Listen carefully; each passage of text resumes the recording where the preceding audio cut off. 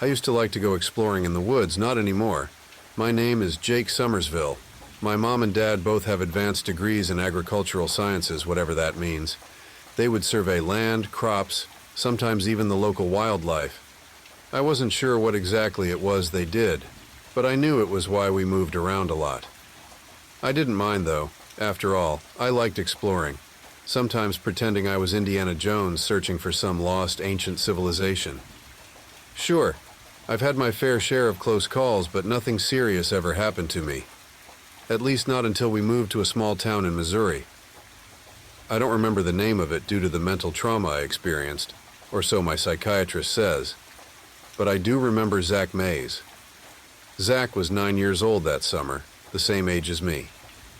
He was into a lot of the same things I was, especially exploring. I met him when my parents moved into this farmhouse. It wasn't big or fancy or neat like the usual houses we rented, but it had a sort of rustic charm to it. Zach's parents owned the land the house was on and the property next door where they lived. They were friendly enough, even offering to help my parents get settled in. As they were handing the house keys to my parents, Zach came around the corner, held out his hand, and announced who he was. I was never the one to make friends, what with the constant moving around and whatnot, but something about Zach just clicked. We had moved at the start of summer break, so Zach and I had plenty of time to play. We'd mostly go exploring, capturing small animals and releasing them back into the wild. We had all of 4 acres to ourselves, except for the area near the edge of the property line. That was the start of the woods. Naturally, both of our parents forbade us from going in there, but we did anyways. We'd clear our own trails, pretending we were in a lush jungle. One time, Zach swore he saw a copperhead, but we never did find it. At first, we'd stay relatively close to the edge, but as time went on, we became more relaxed. Before long, we were trekking deep into the woods, able to find our way back with markers we'd given names to. One day, at the edge of the property line, we came across a patch of woods that were different somehow, darker. Thorn bushes were common in the woods, but this place was completely covered in them. In fact, it was so thick we couldn't hope to gain entry. We walked around it for what seemed like hours, but never did find a way past those thorns. As time passed, we forgot about that place in the woods. After all, there was so much left to explore. To my delight, my parents told me that we were going to be here for a while, something to do with anomalies in the surrounding forest. Zach and I ended up in the same classes, and before we knew it, we were fast approaching Halloween. The forest, which was once green and beautiful, so full of life, had transitioned into a graveyard of fallen leaves and claws reaching despairingly into the sky. It was like they were begging the sky to return the leaves to them, forest camping equipment. On October 30th, Zach was staying over at my place for the night. It was just the two of us in the middle of nowhere. Our parents had gone to some boring adult dance party where kids weren't allowed. We were sitting on the floor in front of the TV watching horror movies when out of nowhere Zach elbowed me in the side. Scowling, I asked him what the big deal was, and his face lit up. "Do you remember that thorny part of the forest?" he asked. "Yeah," I replied. "Why?" "Let's go in there. Everything's dried up. We can cut through those thorns easily now." I was hesitant first. Something about that idea seemed off, seemed wrong. But I didn't want Zach to think I was a chicken, so reluctantly I agreed. We grabbed our backpacks, stuffing them with supplies for our adventure. Zach placed a pair of garden shears and a spare flashlight in his, while I grabbed a map of the area, some batteries, and an extra flashlight for mine. We then grabbed our jackets and a pair of flashlights, then headed out the door towards the woods. The moon was blood red and full that night, bathing everything in that eerie hue. It was almost as if the very earth itself were stained with blood. It had been a while since either of us had been in the woods, what with school and all, but we found our landmarks with ease. I didn't know it at the time, but those landmarks would save my life. Before long, we were at the edge of the property line, staring at that part of the forest, which we've never been able to enter before. "Look, they're gone," exclaimed Zach. Sure enough, the thorn bushes had vanished. It was almost as if the forest itself wanted us to enter. There was something foreboding about this part of the forest. While the surrounding trees stretched their branches outwards in all directions, the trees in front of us grew closely together, their branches reaching inwards into the darkness. I felt a chill run down my spine, and suddenly I didn't want to go in there anymore. Zach must have felt it too, because he shivered for a moment. We flipped on our lights and peered into the darkness. Upon closer inspection, the thorns were still present. They just were cleared to form a path into the woods. Zach knelt down, a puzzled look on his face. "I don't see any tracks, human or animal, going into the forest," Zach said. "We concluded that someone, or something, must have cleared that path some time ago. Whatever had, it didn't look like it was still around, or had been back in quite a long time. I didn't like it. The way the trees were so unnaturally bent made me feel as if the forest were waiting to swallow us whole. As ghastly as that sounded, that wasn't the most disturbing part. What was disturbing was I felt compelled to go into those woods." Zach and I looked at one another before moving on.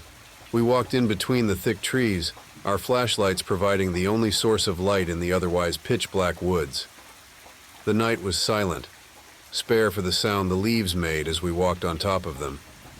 I couldn't help thinking they sounded like bones crunching beneath our feet. Occasionally, the trees would part, allowing the moon's red hue to trickle down them like blood. I was relieved when we at last emerged from the forest into a clearing.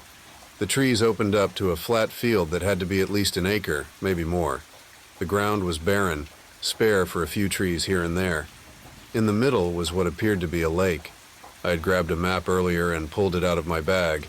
I had our property drawn on it with the woods circled.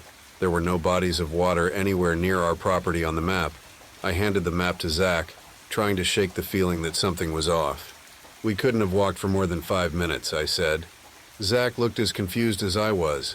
We tried to locate ourselves on the map, but aside from the lake, there were no other defining features.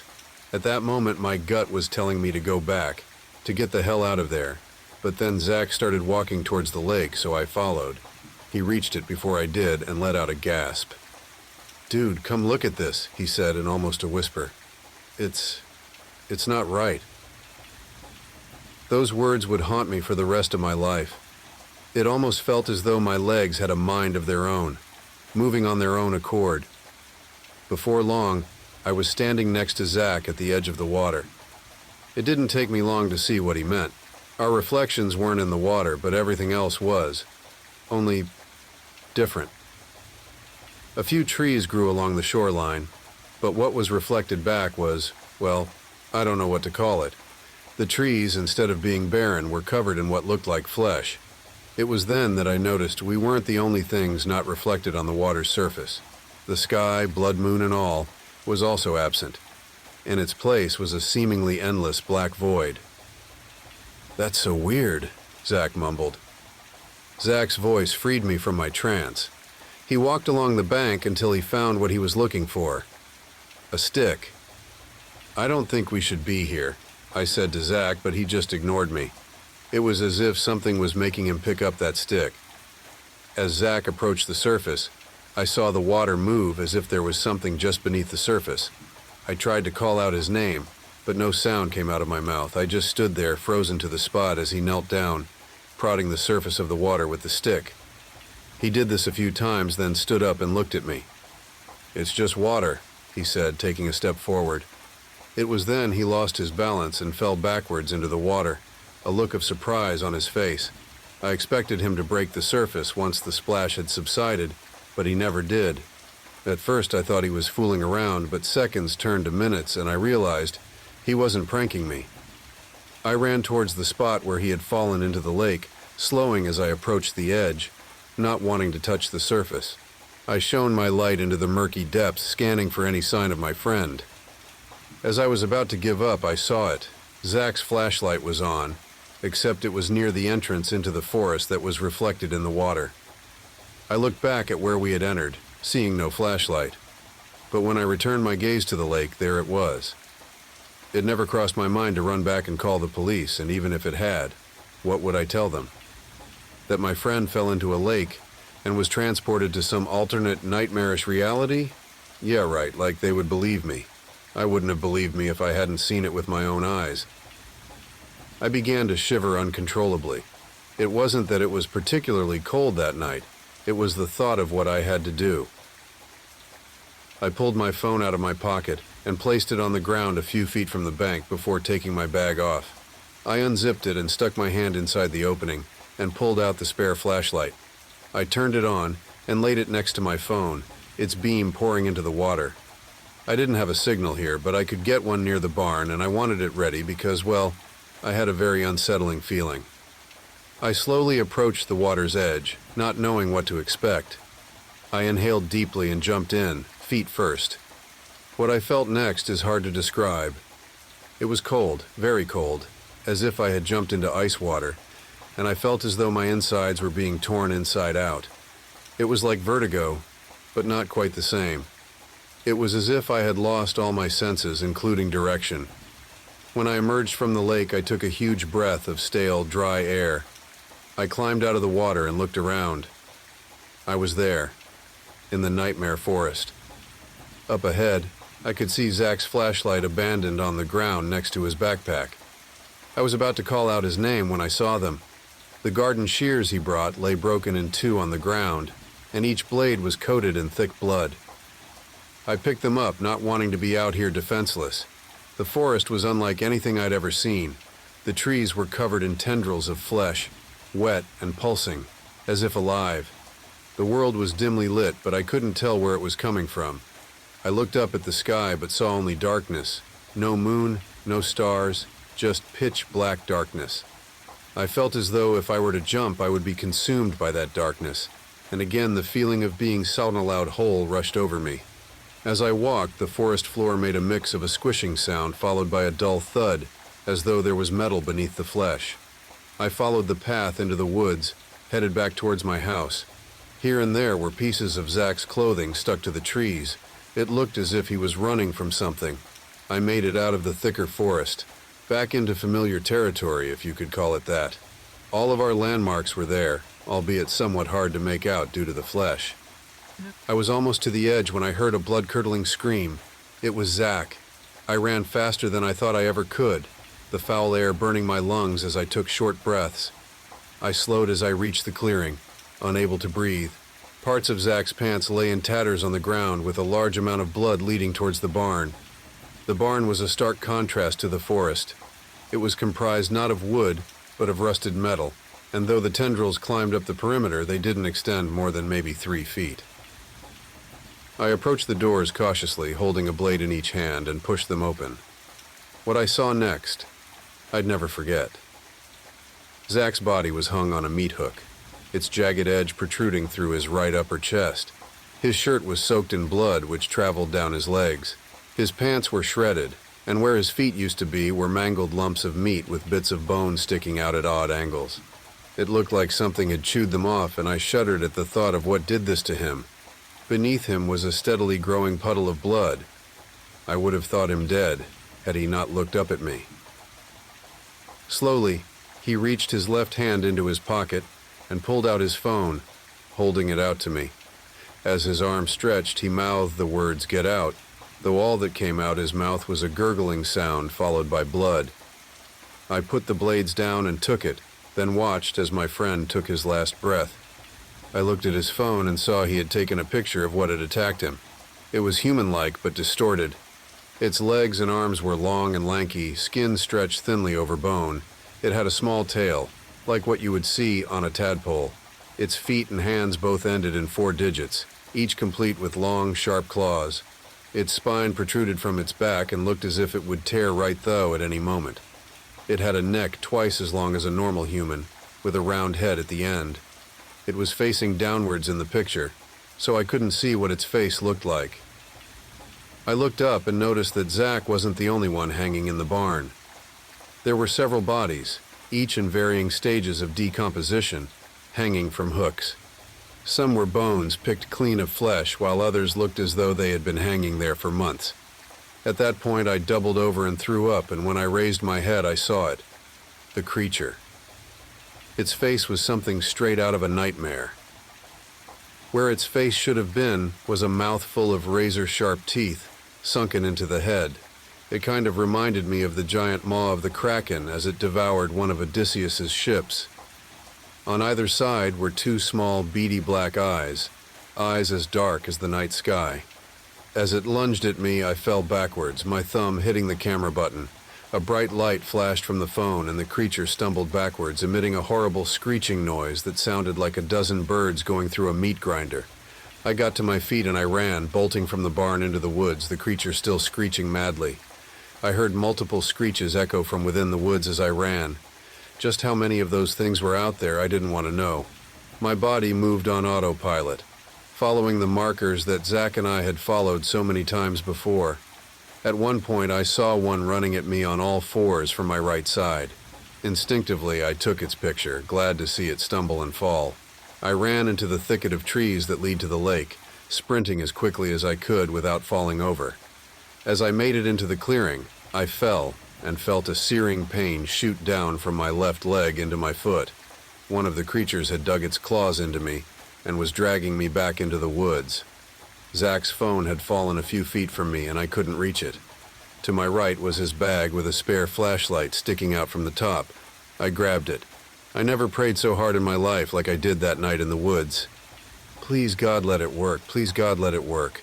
I muttered as I pointed it towards the creature and flipped the switch on. Immediately, a beam of light shone from the flashlight directly into the creature's face. It released me, retreating back into the darkness, howling in pain.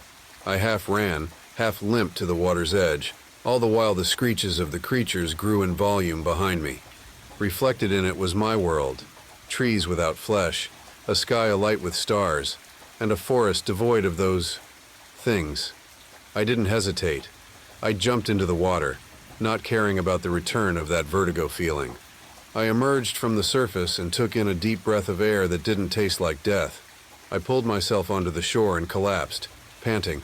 I laid there, listening for those creatures to break the surface, but they never did. I turned off the flashlight by my phone, put them in my bag, and began limping into the forest. As I made my way through the dark thicket, I heard the screeching of one of those creatures. I turned around, fumbling with the flashlight, and dropped it, causing the bulb to shatter. I turned and ran, not noticing the pain in my leg, and not stopping until I had reached the barn. With the adrenaline fading, I collapsed beneath the light above the doors. For a second, I could have sworn that I saw one of those things lurking in the woods. I wasted no time. I pulled my phone from out of my pocket and called the police, telling them my friend had been killed. I don't know how long I sat there. It felt like an eternity. I was beyond happy to hear the sirens as they approached. I don't remember much else of that night. I know my parents were there, pale as ghosts, when they saw my leg as I sat in the ambulance. I saw Zach's parents there as well. His mother was on her knees, face buried in her hands, crying. His father just stood there, one arm on his crying wife, his face devoid of any emotion. At that point, it all became a blur. I awoke the next morning in the hospital, my parents asleep in the bed next to mine. Apparently, I had lost a lot of blood from my wound and had passed out. I remember feeling uneasy at the thought of having someone else's blood inside of me. The police questioned me, and I told them everything. I told them about the forest, about the lake, the nightmarish worlds, and the creatures. I even told them how to find it. They didn't believe me, of course, and I had left Zach's phone back by the lake. They surmised that Zach and I were attacked by an animal, and after seeing it maul my friend to death, my mind, influenced by the Halloween movies, created that world to cope with the trauma. Nonetheless, the police formed a search party and went into the woods, searching for what remained of Zach's body. They never did find it, nor did they find that patch of woods that lead to the lake. It was as if that part of the forest simply disappeared. I had to take physical therapy as well as talk to a shrink regularly. My leg recovered, but I never stopped having nightmares from that night, even though it's been years since it happened. My parents didn't stay in that town long after that, and I was glad. I hated the looks the other kids at school would give me, or how they would keep asking what really happened out there in the woods. Now, whenever my parents have work, they make sure to rent a house in town, far from any nearby woods. Sometimes, though, late at night, I can hear that creature in the distant woods, screeching in a mix of anger and hunger. Hunger. For me.